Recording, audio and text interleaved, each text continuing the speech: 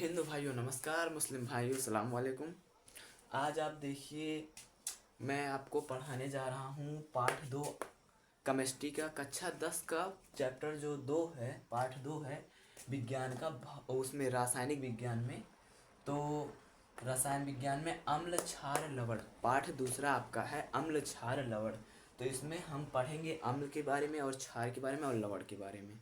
ठीक है दोस्तों, तो आप लोग इसको ध्यान से समझने का पूरा प्रयास कीजिएगा। तो देखिए, इसमें हम पढ़ रहे हैं, पहला क्या है, अम्ल। अम्ल किसे कहते हैं?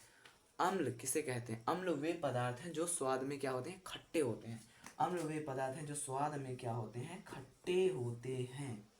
और अगला, अम्ल और किसे कहते हैं? अम्ल वे पदार्थ होते हैं जो जलीय विलयन में क्या करते हैं, H प्लस आयन देते हैं। जलीय विलयन में H प्लस आयन देते हैं, उन्हें हम क्या कहते हैं, अम्ल कहते हैं। और क्षार, क्षार किसे कहते हैं? क्षार स्वाद में कैसे होते हैं, स्वाद में कसैले होते हैं क्षार। और जलीय विलयन में ये OH माइनस आयन देते हैं। हाँ, तो एक बार फिर से समझ लीजिए, क्योंकि ये क्वेश्चन जो अम्ल और क्षार है, बोर्ड एग्जाम में ऐसा तो नहीं पूछेगा कि अम्ल किसे कहते हैं, क्षार किसे, ऐसा पूछेगा कि अम्ल और क्षार में अंतर लिखिए। तो आपको बताना होगा कि अम्ल, अम्ल किसे कहते हैं? अम्ल वे पदार्थ हैं जो स्वाद में खट्टे होते हैं तथा जलीय विलयन में H प्लस आयन देते हैं। और क्षार किसे कहते हैं? क्षार कसैले पदार्थ, मतलब स्वाद में कसैले होते हैं। और जलीय विलयन में कैसे, OH आयन देते हैं। क्षार वे पदार्थ हैं जो स्वाद में कसैले होते हैं तथा जलीय विलयन में H आयन देते हैं, OH आयन देते हैं। तो अब अगला आपका पूछ रहा है सूचक।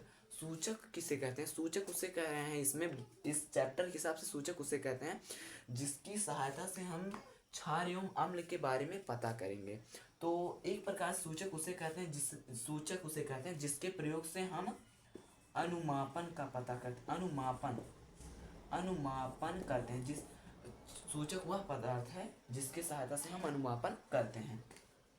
तो सूचक में, इस सूचक में हमारे आप में के बुक में दिया गया है पीएच।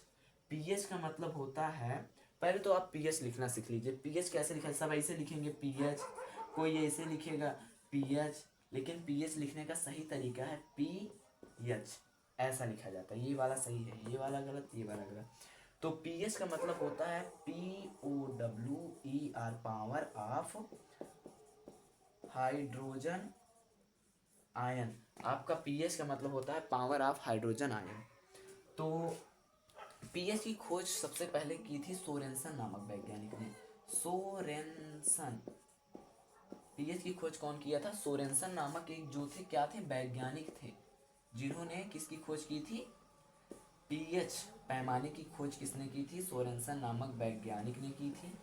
अब इसमें देखिए, पीएच में 0 से लेकर के 14 तक अंक आंतरित होते हैं।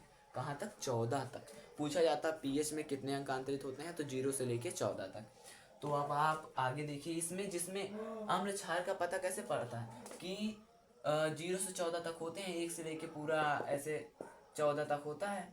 तो इसमें देखिए 0 से, तो जो 7 होता है, 7 के इधर कम वाले, ये अम्ल होते हैं। और जिनका पीएच मान 7 से अधिक होता है वो क्षार होते हैं। एक अंतर यहाँ भी मिल गया, जिसका पीएच मान 7 से कम होता है वो अम्ल होते हैं, और जिनका पीएच मान 7 से अधिक होता है वो क्षार होते हैं।